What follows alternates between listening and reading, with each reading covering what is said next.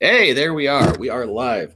Hey, folks, thanks for tuning into the BAMF podcast. Today, we've got a roundtable talking about a comic subject, sort of like we used to do in the old days. And today, we are talking about super teams, best, worst, and strangest. And we've got the usual panel, although it's been maybe a year since we've had everybody on at once, I think, or maybe 6 months. We got Aid Smith, Jacob, Chris, and Walt. How you guys doing? Oh, great. How are you? All good. Okay. Who wants to go first? Wow. All right. The subject is best, worst. Perhaps the moderator should pick someone. There you go. All right. So just to set it up for listeners, best, worst, and strangest super teams. And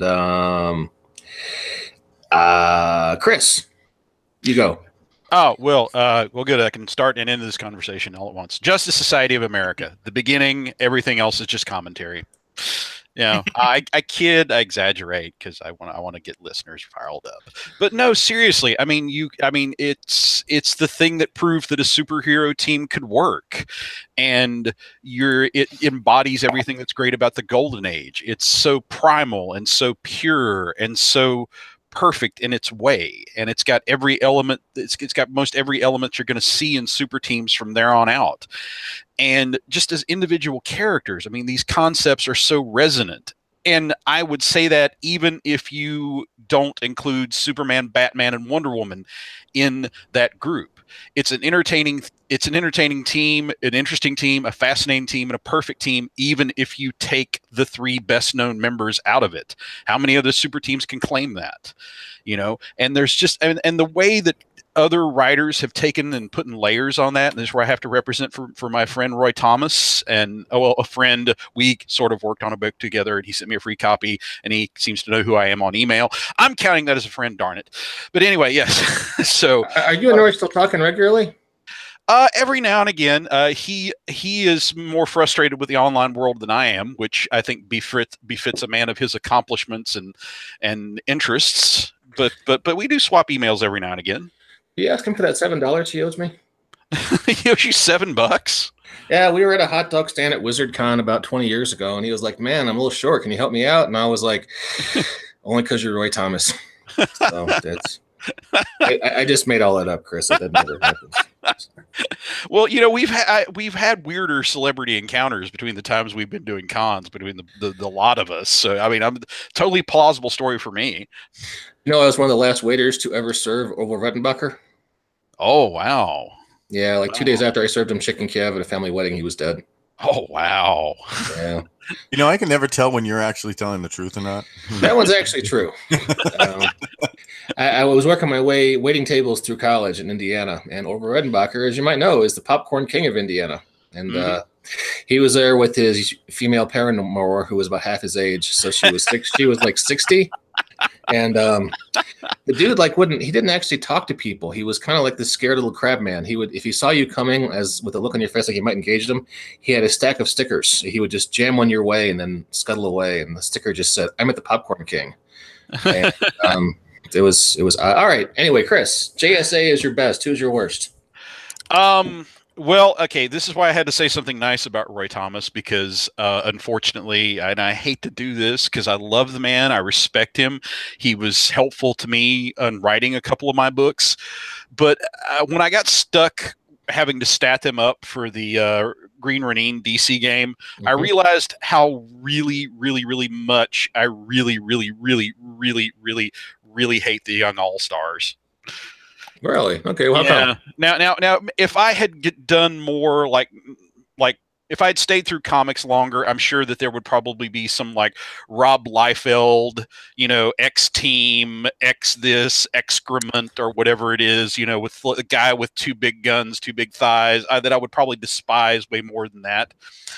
But basically what happened was, you know, they did the Crisis on Infinite Earths. They told Roy Thomas that he couldn't write the Justice Society on Earth 2 the way it was intended to be. Everything got merged into one Earth, and that if he was going to continue doing the splendiferous All-Star Squadron, where he had like the entire Golden Age DC universe to play with, he would have to focus on a brand new team of teen heroes.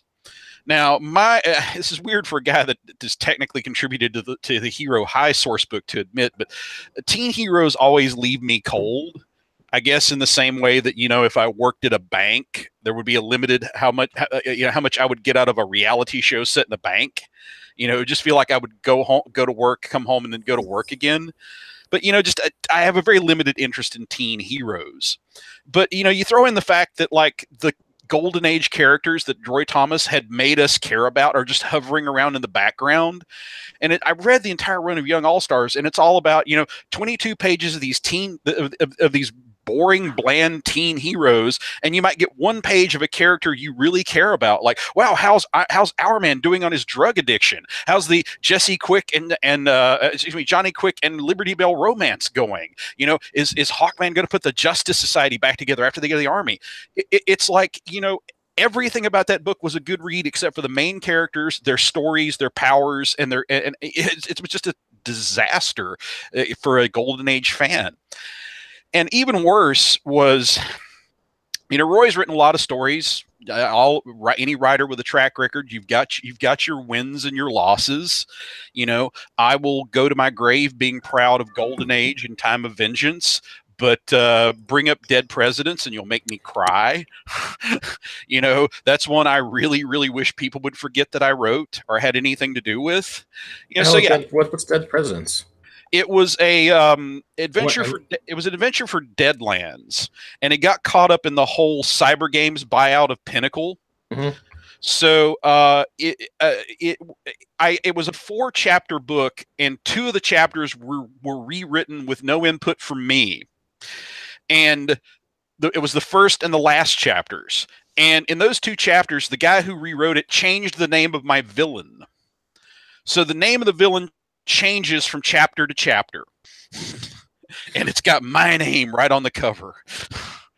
That's some Augustin Burroughs sort of deconstruction going on there, huh? Yeah, it's the book that makes me wince the most whenever people bring it up, because it's at best half of what I wrote, and it just really shows that it's 2 different authors, and yeah, it could have used another editing pass, quite frankly. So where can I get a copy? What? Look at the garbage dump near you. I'm not allowed to go back there anymore. There was an incident. Okay, so that was best okay, of worst. But just to finish my point, that I raised here with bad stories. It ran for 30 issues, and a good 22 of them are, that Poe story that only Roy Thomas has read? It actually happened, and here's a 6-story arc about how this story happened, and now we're going to reenact it only with these superheroes you don't care about. Followed up with, hey, here's an obscure 1930s novel that only Roy Thomas has read. Guess what? It really happened, and we're going to go reenact that with these characters you don't care about. So yeah, it's just maybe it's just its placement. It's like, you always feel sorry for the presidents that came before and after Lincoln, but just following up All-Star Squadron, which is still one of my favorite comics to go back and reread, with Young All-Stars. Wow, it's like going from Sgt. Pepper's Lonely Hearts Club Band to Lou Reed's Metal Machine music. It's just like, what the hell, man? Really, seriously, you can't do this. So yes, all right. Well, okay. I think I've offended an ex-employer, Lou Reed, and Roy Thomas. So yes. So now I have no friends, and I will happily shut up. It's cool. I have an good authority. Lou Reed is not listening, so you're all right. Okay, good. Walt, what you got? Walt, are you there? Yes, mute button was being touchy. By the way, I found someone who's got a copy of that, so I posted it in the chat. Oh, nice. God. Yeah, you're welcome. I grew up in the 70s and early 80s, and of course during that time we had some wonderful Hanna-Barbera stuff. And I think that my favorite of all time has to be the Super Friends. And there's my music. Sorry, I'll go on mute. So that's not the tone we were talking about before we went live, but I'll take it. I loved the Super Friends. It was one of my first introduction to superheroes, and I loved the fact that the cast was so broad. I mean, you had the basics. You had Wonder Woman and Batman and Aquaman, Superman, but then you had these other cool characters that just, as a kid, I was just like, I wanted to know more, like Black Vulcan, because Batman, Wonder Woman, Superman, as a kid who was learning English, I understood these terms because it was those were words I could easily ask my teachers or whatever.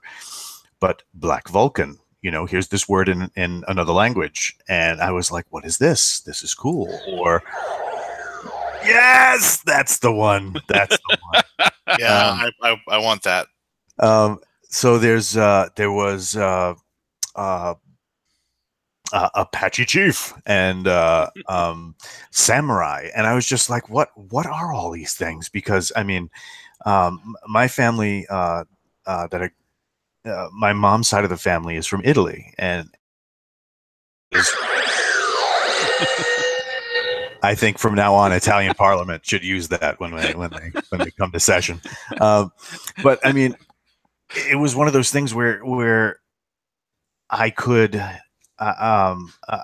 understand all of the characters that were like the main line, but these side characters opened up an entire world where a young kid was then introduced to the library where I could learn all about this stuff and learn about the Apache, the real Apache, learn about what the samurai actually were, learn what Vulcan was, and even though you're talking about a Latin, a Roman god, I mean, the concept of looking into an African American version of this led me to mind-blowing subjects all over the place. So I mean, it was such. Even though I 30, 40 years later, everybody's just like, oh, it was so horribly done. This is whitewashing. And it's like, shut the fuck up. Somebody tried. And in the beginning, that was probably the extent of what they had to work with and what the networks would allow them to work with. But it showed that a willingness to say, we have more than in our society than just this. There's this whole breadth because America is just a big hodgepodge of everybody, and I thought that was cool. And to me, it might not have come across the way it should have been, but to me, it came across as wonderful because it exposed me to all this other stuff. So I appreciate it. No, I'm kind of there with you because that was my first exposure to superheroes. When I got into comic books later, I was kind of disappointed to find out there was no Apache Chief character, and there was no Samurai character, and there was no Black Vulcan character. There was no El Dorado. Right. That was kind of a bummer. And why can't we have those? And a version that not only makes sense but also does characters like that justice. Yeah, did Black Lightning start on the Super Friends, or am I imagining things? Black Lightning was already established, but they the story goes and that they made him Black Vulcan so they wouldn't have to ever pay Tony Isabella. Who's Tony Isabella? The guy who created Black Lightning. Yeah. Oh, and he owned a piece of that then, right? Possibly, maybe, sorta, but that is the official internet story. But I mean, it's the internet. I don't know how credible it is, but I'm hard pressed to come up with an explanation why they wouldn't just use Black Lightning, because it's essentially the same character. Yeah, fair enough. And didn't Apache Chief show up in 52 in Countdown? That was Super Chief. Yes, Super Chief. It goes back to the 50s, actually. Ah, there you go. So, yeah, he was. He showed up, was kind of a jerk for 3 or 4 issues, and disappeared into a vortex, and hasn't been seen since. Exactly. Yeah. Should anybody bring up the god awful official entry of what was it? Wendy Marvin Wonder Dog and Zan and Jaina into the DC universe? Please no. That was terrible. Yes. Wonder Dog was a DJ at a party at the Fortress of Solitude in Lego Batman, and that was fun. There you go. That's how you use that character. Yeah. Oh no, I mean my kid. I've seen that movie. Let's just say 1,000 times since it's come out on streaming, and my kid always lights up when it gets to that scene. So. My friends who are parents are subjected to far worse fare than that on a regular basis. So yeah, if I were a parent, I would count my blessings. I would get for repeated viewings for that. Yeah, well, I get it from both sides. I got to watch that with my kid. Then it's my wife's turn to pick movie night. I don't know if she does it to punish me, guys, or if it's just what she likes. But I've seen all Michael Bay movies from the last 10 years, and this last weekend I got to see Pitch Perfect 3. So if you guys want to talk about that and deconstruct some of the genre assumptions, really dig deep into what it's all about, I'm up for that podcast. So let me know. I think there's a podcast you should listen to called "This Is Why Daddy Drinks." I think that's yeah. Fair enough. All right, so that was your best team. Do you have a worst team and a strangest team? Strangest team, the cast of the original Star Wars. Yeah, that'd probably be because and not the movie, the comics, because Zaxxon the Rabbit, right on. And then what do you call it? Worst team. I really can't think of one because it's all going to depend on the writer and the editor at the time. Because at times the Avengers have sucked so bad that it's just like I can't deal. But really it depends on the writer. Yeah, that's reasonable. I remember I was reading I think it was the Giffen to Midas run on JLA, which I thought was funny and sad and incredible. And then I forget who followed it up, but it was the Justice League was like Superman, Booster Gold, Blue Beetle, Fire and Ice, and Bloodwind. Remember Bloodwind? Oh, wow. God, yes. Which is Martian Manhunter. Yeah, it was Martian Manhunter. After like 6 months, he was like, "Oh, I'm John Jones. I've just been messing with y'all for no real good reason." So, hey, how's it going? Bloodwind, proof we're stealing stuff out of Rob Liefeld's dumpster. It was the 90s, so positively. Yeah. Hey, you know what? Since I mentioned Batman Lego, I was just looking at the party scene for that, and I'm pretty sure they had a lot of Super Friend nods in there, because looking at a still, I see Samurai in the background, I see the Wonder Twins, and I think I see Black Vulcan. So another point for Lego Batman, which is the bane of my existence, and also it's the bane of Lego's existence. Apache Chief is the subject of one of my favorite Harvey Birdman Attorney at Law episodes. So you got to give him that too. Really? Yes. That was a great show. Yes. Terrible Xbox game, but it was a great show. Well. All right, hey, enough sidebars. Walt, spotlight's still on you. What's your worst team? You said your worst team. Do you have a weirdest team? Weirdest team. Originally, this was going to be my best team, but then I decided that the amount of bad has outweighed the amount of good. In the beginning, I loved Wildcats from Image.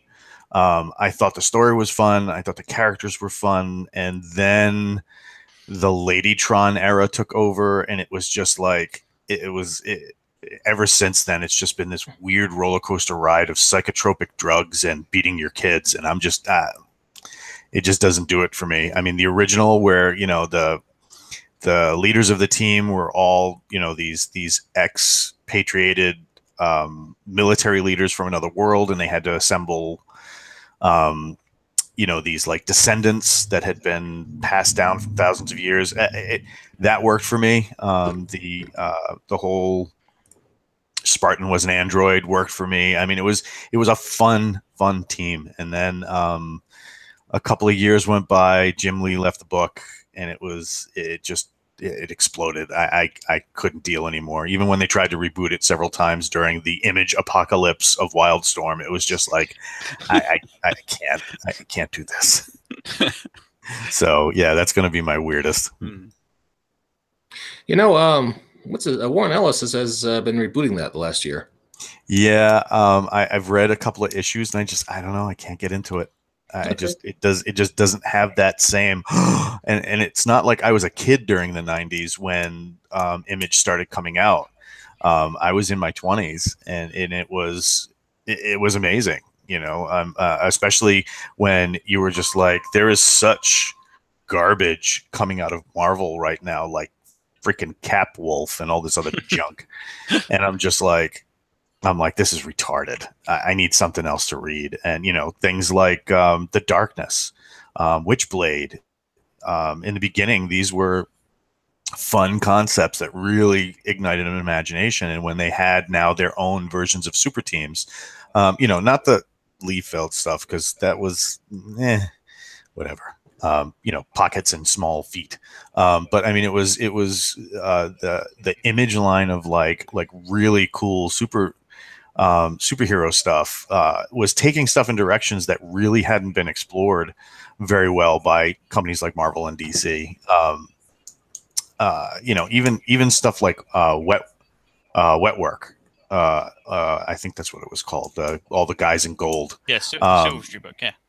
Yeah, I mean, just a fun concept. A really, really fun concept, and it was, and it just seemed like when all that money started streaming in, all these other guys decided to take all these side gigs and bring in like the JV teams to start writing the books, and all those titles just exploded. But I'm happy Image has bounced back because they're doing some amazing work right now, and if you're not collecting some of their titles, you really are doing yourself a disservice as a comic fan because they're doing epic storytelling in graphic form, and it's really, really a positive vibe in the series. I mean, in the industry.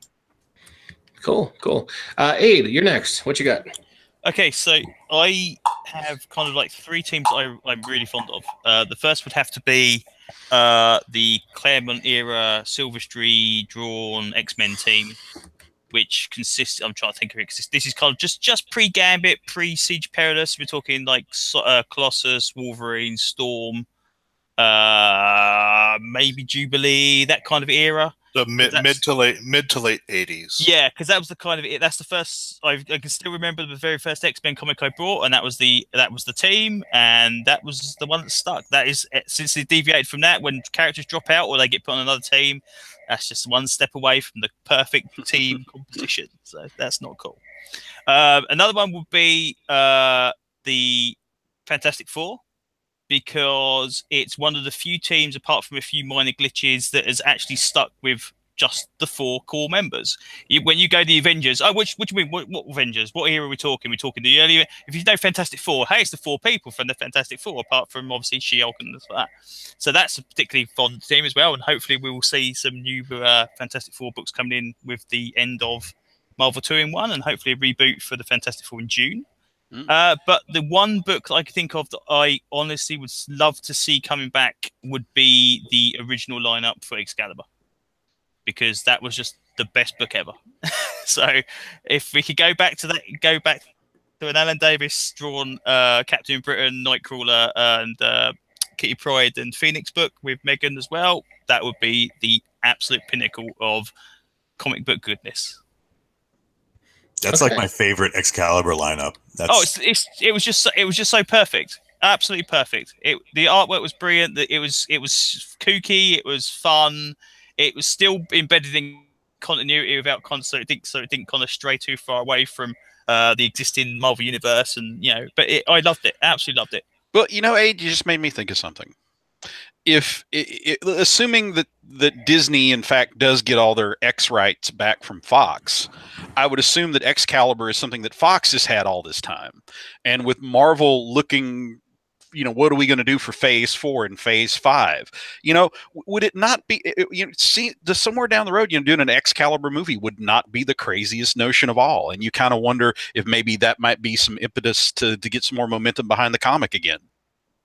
It's possible. I mean, they did just technically have the original team in X-Men Gold Annual, I want to say, and was okay, but they didn't do a lot in it. It was a lot of chatting, and it was okay, fair enough. So that's fine. But the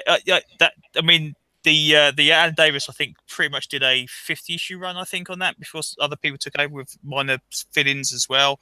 But that is the perfect run. I've got all those issues up to like 50, 75, whatever it was, and I would happily go and buy the trades again so that I'd have to dig them out every time I wanted to read them, because I just absolutely adore that stuff. So who should play Captain Britain in the inevitable Excalibur future? Well, I honestly... Sean Bean, jeez. Actually, all I can say is whoever plays him, they've got to have the non-beardy version of Captain Britain, not the the current bearded version of Captain Britain. That would be the only thing that needed, and obviously the original costume, not the new one with, or the last one with the little diamonds on it. Has to be the one with the Union Jack on it. So not Well, Ryan, Marvel has to hire like former Doctor Who's. So like they haven't hired Matt Smith. Either Matt Smith, I guess, would be their leading guy. Well, yeah, suppose we had Tennant in Defenders and whatever, didn't we? So, yeah, looking around for who do we know is British? Oh, yeah, any Doctor Who will do. That'd be fine. It'll be Tom Baker, probably. Completely random. It's either him or Capaldi, I guess. Brian Blessed. Well, that would be interesting. You could shout it, so that'd be real cool. Oh, hey, by the way, we're not going to get season 2 of Defenders, since someone mentioned Defenders. We're not going to get season 2 of Defenders. Not getting season 2 of the Defenders. It was the lowest watched Marvel show on Netflix, even lower apparently than Iron Fist. But all the other individual series are getting series, aren't they? Yeah, Jessica Jones just started season 2 today. Oh, really? Okay. Because I see preview work or preview art for Daredevil 3 and Iron Fist 2, but that's interesting. I wonder. Yeah, that was based on a quote from Kristen Ritter in the Hollywood Reporter. That is, damn. There's Walt with the source. Yeah, that's where that came from. But so why? Just as a side tangent, why do you think that failed? Where all the other, and obviously it didn't fail bad enough that they decided, well, screw it, we won't have any more of these team, but we'll break them all up in individuals again. Honestly, when they put them all together, for me, it felt a little forced. Because when they could have gotten away with doing that, doing the Defenders, if it was just Daredevil and Iron Fist, because ultimately those were the two important characters in it for the storyline.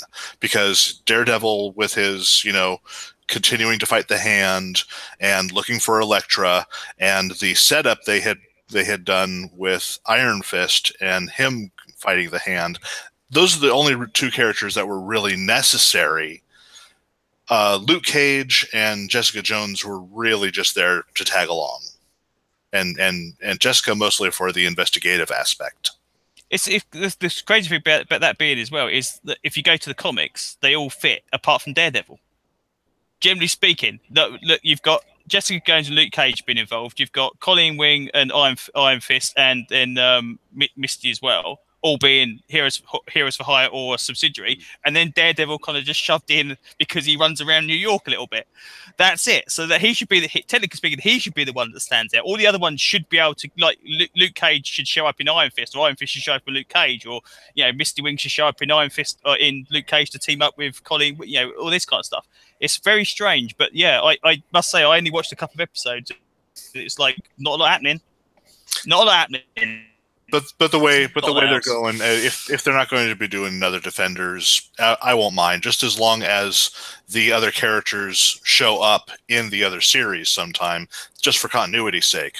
I need some help with this. I'm going to get that big invulnerable guy to help me. Yeah, I think that makes sense. Yeah, definitely. Yeah, I can definitely see that. And I enjoyed it. I watched it all the way through, but honestly, they could have just done most of that story with a 90-minute,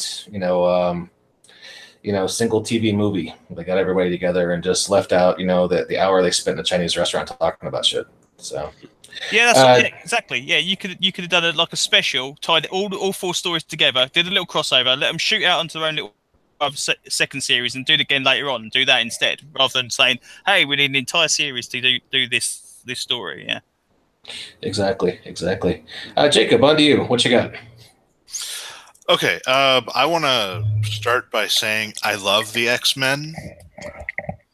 They had a really resonant story with their whole, don't be racist, Dick, in the era that is really important, and even to the modern audiences, considering we have this whole we have this whole resurgence of racism in America, and this resurgence of anti-LGBT. So the X-Men are really a good voice to tell these stories, but the X-Men are incredibly racist, because they are a group that's supposed to be all about showing humanity that mutant kind can interact with humans, and everything will be just fine. Except that the mutants are always just hanging out with other mutants. And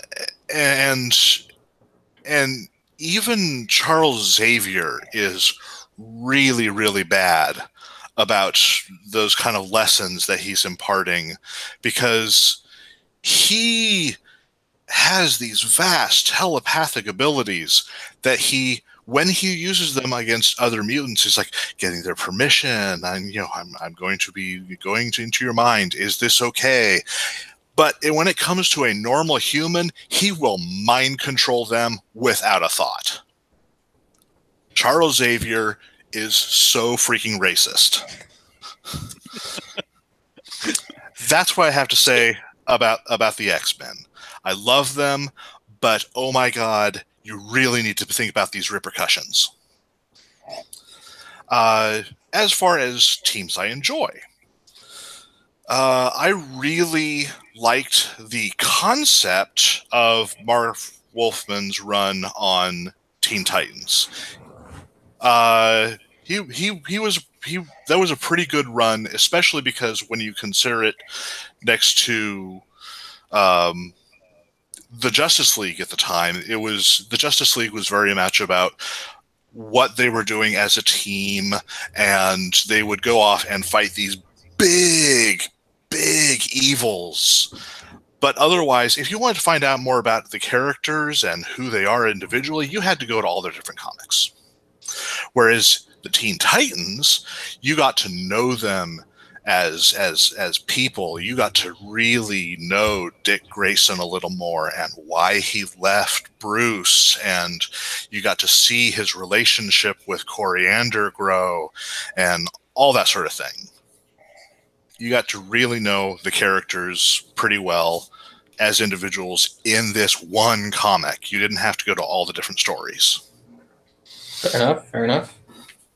And that really translated over to some of the shows I like Young Justice. They did a great job with keeping that sort of thing going on there. Okay, cool. When are we getting series 3 on that, season 3? That is supposed to be this fall, I believe. They're supposed to, I believe I'll have to look this up. I'm not certain on that, but I think they're launching the new WB streaming show this fall. And the new Young Justice season 3 is supposed to be with the flagship show. I had forgotten that was going to be on WB streaming. So. It's going to be the same thing again, isn't it? Yeah. Which means staring at the Pirate Bay, basically. So, Jacob, you say that the X-Men have a problem. Do you think it's about time then we started seeing X-Men teams with other heroes that aren't necessarily mutants? Because you are right, is that everyone in the X-Men is a mutant. So it's like, it is kind of a weird little community where they just say, right, nobody else. So Uncanny Avengers was a step in the right direction in one way because they kind of had a bit of crossover. Exactly. I think if the Xavier School for Gifted Youth included some non-mutant characters, it would be excellent. Those kids, the Power Pack, should have shown up. I don't know what it doesn't. It does seem a bit odd to say, "Hey, you got powers. Oh, you can blow up cars at 50 paces. You're a mutant." No, well, step away. Yeah. So I really don't understand why he hasn't taken in non-mutants, because the whole point is teaching youths to utilize their powers responsibly. Let's have some non-mutants in the group. Well, there was a step toward that in the early 80s, late 70s. Spider-Man and his amazing friends. There was an episode with the X-Men that later was called back to when they encounter a villain. It was a kid who got basically superpowers from getting struck by lightning through a video game. And he could become like this giant electro monster thing and travel through power lines and get all sorts of crazy powers. They later brought him to the Xavier School for Gifted Youngsters, and Charles Xavier took him in. So there is precedent for that kind of thing happening.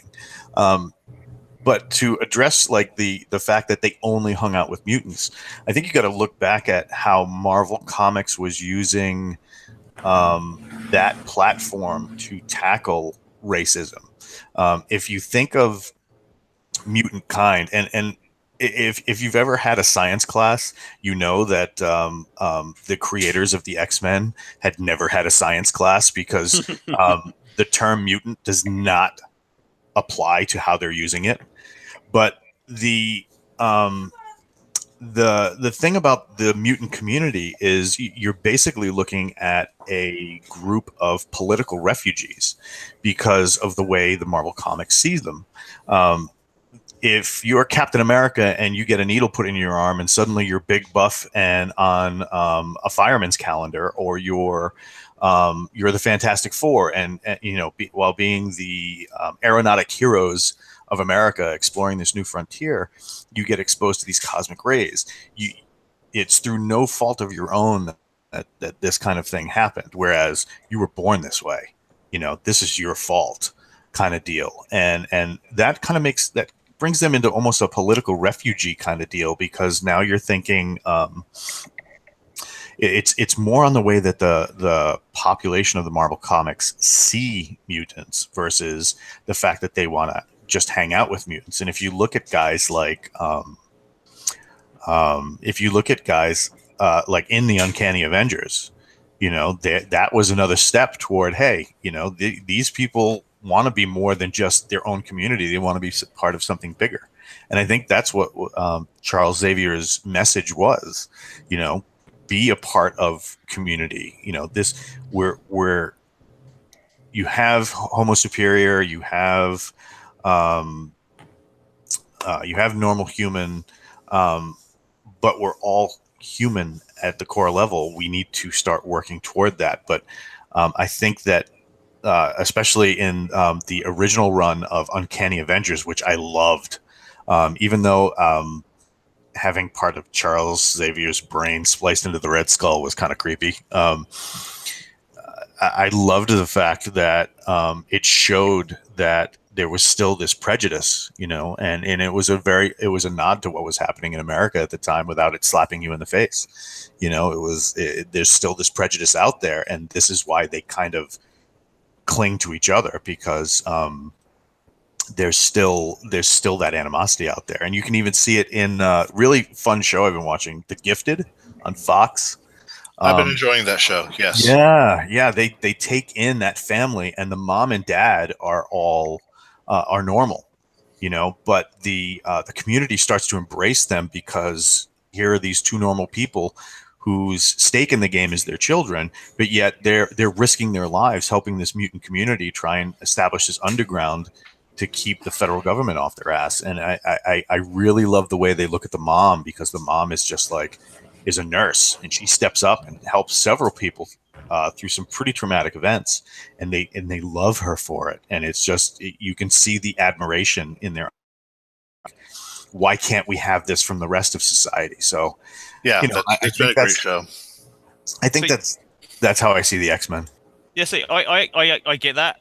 But I don't get in the purely in the context of the Marvel universe, because if the X-Men were the only superpowered heroes, then you can understand as that standoff. But the idea, you can say, Hulk, where did you get your powers? Gamma radiation. Okay, you go through.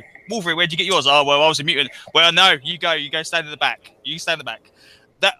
That it was kind of always bugged me. And to be honest, come on, if Charles Xavier decided that the mutant race was called Homo Superior, that's only going to piss people off, isn't it? Come on, it's like, hey, yeah, we're the Homo Superior, mate. Yeah, okay, yes, we are.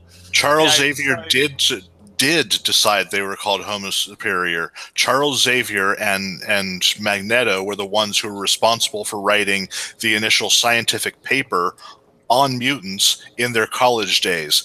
They came up with the term. Like I said, with the Wrangles people, I mean, you can see, obviously with more modern stories, when you've got like Genosha and stuff like that, where you've got like the entire country of mutants and stuff like that, you can see why that would then kind of be okay. Well, there's an entire country over there with them. They're all bad. But if I never never got my head round why one superhero was okay, but the X-Men were bad. Spider-Man, bit by Red Spider, Wolverine, no, you're terrible. That always annoyed me. But then again, there's also stuff like the Marvel Universe that always bugged me as well. It's like, why has Thor not got a church dedicated to him all the while? He's the actual God of Thunder. He should have a church following him around all the while. So, oh my God, it's the actual God of Thunder. Yes, we're going to pray to the God of Thunder. So I am writing to Marvel tomorrow so that you can write this. That is something I enjoyed about the Ultimates universe is Thor did have a religious following. There you go. See, and it would make sense. Why wouldn't they? Why wouldn't you? Yeah, if you can actually prove, oh yeah, I go up there and see Odin every 5 minutes. Oh well, yeah, we're definitely following you. What the other deities would they've not shown up yet. When they show up, we'll start a church for them. It's just just a lot of things that need filling in. So, there is Hercules. And Ares are also in Marvel. Yeah, exactly. So they should have followings as well. Yeah, whatever. Yeah, whoever. So whoever shows up to the party gets a church. Yeah. Chuck Rice and I were talking about this, and he was like, "Why is it the Beast is a good guy when he's in the Avengers, and everyone in New York loves him, but when he's in X-Men, he's an outcast, and people don't love him anymore." Beast was one of the very first X-Men characters that actually crossed over to another team, wasn't he? Yes, he was. So, well, hey, speaking of politics and superheroes, this is the worst segue possible to talk about. Smooth. Sorry, I know, man. I'm like butter. I'm on a roll. Our friend and co-host here, Chris McLaughlin, has launched a Kickstarter for a book called The Summit. Chris, why don't you tell us about it, since we're talking about super teams and whatnot? As I think we've discussed, and I've mentioned on social media that this summer, let's call it a surprise, I wound up with an 8,000-word manuscript that no longer had a home, and it was weird because it was in my hands not because of the quality of the writing, but for other concerns, and I sort of wandered around lost, thinking, this is good stuff. People deserve to see this. And I just sort of didn't know what to do with it. I thought maybe this would be like my hidden treasure thing until you organized the hurricane fundraiser. And then about a week later than I should have, I thought, hey, I wonder if I could just throw this in the charity bundle. And maybe, if like one person donates because of this, then it was worth it. It was worthwhile. And, I think we were both, me way more so than you, were surprised by the positive reaction to it. And so we put it out for general sale with no art, a fabulous layout, even with no art to work out, I must say, but no art. And the thing sold even after several thousand people got a copy of it already in that bundle. And, I think you were the one that saw the potential in this project, Mike, way before I did. Honestly, and up until the moment the Kickstarter funded, even I was a little skeptical that there are that many people that want to pay for something, just straight up pay to create something I wrote. And I guess this is my chance to thank all the backers, because you have made several dreams come true at once, and I really, really appreciate the support we've gotten so far. But if you want to go back to its true origins, I was trapped in a miserable school system, surviving only by reading back issues of the marvelous and much missed Outre magazine. And I was reading a profile of Frank Sinatra's Rat Pack. And I've always had a fascination for them. I mean, to think that, that guys that talented hung out together. And they had this period where they dominated movies, music, and TV, and got into politics on the side. And did it with such style and such swagger, and in an age where, for a lot of celebrities, we have to excuse a lot of bad behavior. These guys seem to be on the right side of every single fight of the era that they lived in, always fighting for civil rights and social justice. And I was reading this profile, and the writer just sort of offhandedly called Frank Sinatra's Rat Pack the Alcoholic Justice League of America.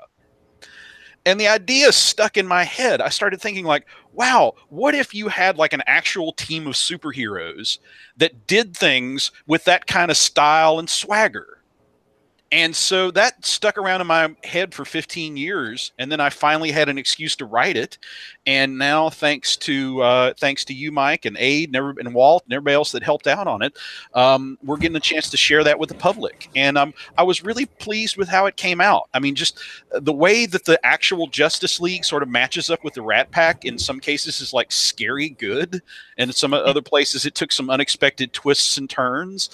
But yeah, but the way it all came together, I was very, very, very pleased with it. And I guess most of all, I spent a couple months thinking, well, okay, this is my own weird process as a writer, but to me, my characters feel like people. It's like they're talking to me in my brain, I guess, because most of my characters are pieces of people that I've actually known or really admired. And when that manuscript got tossed back in my lap, among other things, it just felt like 6 of my friends just got murdered. That nobody, that just killed them dead and no one would ever see them. And just, it's among the many, many joys of all this is people are actually getting to see these characters. And I'm really pleased at how positive the response has been. I've been keeping up with the comments on the Kickstarter page, and people are saying so many wonderful things about it, and like the things I always kind of dreamed I'd hear about this project. So it's been great, great fun and wonderful for me. And I'm proud of the work, and I'm delighted to the people that I've worked with. And I might add in closing that this is also the first project from my imprint, Ghost Show Press. And now that people have said that, this is something they want to see, I'm going to be looking forward to doing more Ghost Show stuff in the future with people I want to work with, like the people on this podcast.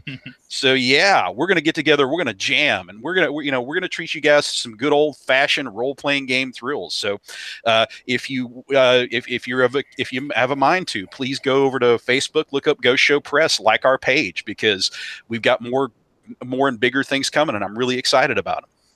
Cool. So if listeners want to find this, it's on Kickstarter right now. It's Christopher McLaughlin's World Defenders: The Summit. We're almost 300% funded after 4 days. So the response has been really great. And Chris, yeah. I've just been curious. I never knew you were lining up the JLA next to Rat Pack before. I mean, I've read the book, and I can kind of line up, different members of the team with different members of the Rat Pack, but I didn't realize you were corresponding them to. I mean, obviously the Frank Sinatra guy, the Constable. He's your Superman, right? Well, that was the spark of it, because when it had to be a UN team, I had like a little connect the dots chart. I wrote down the 6 most prominent members of the Rat Pack, the 6 most prominent members of the Justice League, and all 6 continents. So it was just connect, some combination of the 3. So the Constable was Superman, Frank Sinatra, North America. Okay. And that was my springboard. I had those 3 things and said, go. That makes sense. Thank you. So, all right, I'm looking at them. Yes. And obviously Destiny is your Wonder Woman. And is that Shirley MacLaine? That's a riff on Shirley MacLaine, yes. All right, gotcha. Total riff on Shirley MacLaine, yes. Okay, all right. Conjurer, that is your Sammy Davis Jr. Yes. I that was one of the ones I thought people would that was so obvious nobody would get it. But I mean, again, I don't want to be ungentlemanly here, but the reason, even the reason that this manuscript got tossed back to me, the fact that it was a riff on Sammy Davis Jr., just went completely over people's heads. So yeah. All right. So who is Blue Bolt a riff on? Okay. All right. This is the one that mutated the most. Okay. It started out. I started out connecting Dean Martin in Australia, but I realized that unlike the real Rat Pack, I didn't want mine to be almost all predominantly male. So I realized that somebody would have to get gender flipped, and the notion of doing like a super talented like Batman riff, but somebody that, like, despite their talents, mostly stays out of the spotlight and only really does the superhero thing when their more aggressive friends prod them to. Because if you've read very much on the Rat Pack, Dean Martin, despite his partying image, at the first opportunity would sneak off to a hotel room, drink a glass of milk, and watch a Western on TV. In fact, there's a story about Dean that Frank threw him a surprise birthday party, and Dean got tired of all the people being in his house, so he called the cops on his own birthday party just so that he could get people to leave. So the idea of like a reclusive Batman that gender flipped Dean Martin, that was the first genesis of that. And secondly, I also got some wonderful input from Darren Bolmer, who was a longtime collaborator with me on a lot of great M&M books like Emerald City. And Darren did the official Australia write-up for Mutants and Masterminds in the Atlas of Earth Prime book. So I sat down and talked with Darren and asked him if he had any concepts that he never got a chance to use. And so it's based on a rough character sketch that Darren had. Okay. And I don't think he'll mind me saying this, but in the end, in the middle of all this, Darren unfortunately lost his sister to cancer, and the character is named after her and dedicated to her. And and I got a lot of tremendous response from Darren and his whole family. They all really, really appreciated the tribute. And among the many great things this project has meant to me, if I gave that family one atom of comfort, or that the whole thing was worth doing. And I really, really am glad I was able to do that for a genuinely great and talented human being. Well, that is a cool story. I didn't know about Thank you. that. Yeah.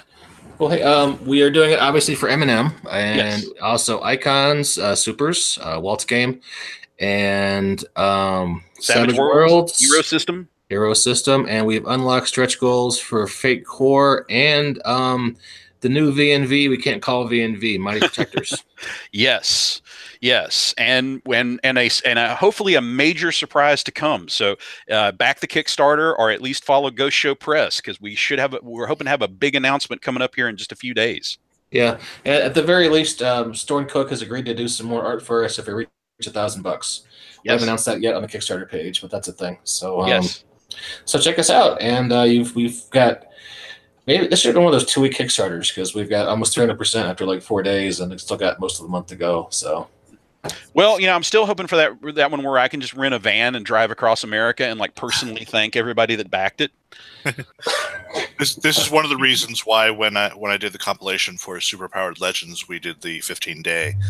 Because we learned when we did the Superpowered Bestiary, we got all of our money pretty much in the first 2 weeks, and then we had 2 weeks of absolutely nothing. Yeah, that's kind of what I'm dreading is the mid Kickstarter lull, but we'll see what happens. Yeah, and listeners, if you backed us or you just like what we're doing, please go to your social medias. Please tell people what we're doing. And I think it's a great product in its own right. And the better this does, the more likelihood that we're going to be able to do bigger and better things for you in the future at Ghost Show. Yeah, for those of you who don't back a Kickstarter unless it's funded, it's funded. Yes. It's at almost 300%. Yes, and the manuscript is done, and we have the art. So just give us you will get your stuff. It's practically already done. All right. Well, hey, this concludes the shameless promotion section of the podcast. Thanks for everybody for coming out. Any last closing thoughts on Super Teams before we wrap it up? We need to have somebody do the BAMF podcast up in stats. I think that would be fun. Explain what you mean, because I'm so not... status all up, because technically we're a super team. I mean, several core members, and then maybe we can be the next group I riff off of for a project. I'm not sure what roles we would all fill there. That could be a whole conversation there. And it might bore the hell out of our listeners right now. So yeah. Let's just wrap things up. Thanks for everybody for tuning in. Thanks to the panelists. And we will catch you next time on the BAMF podcast.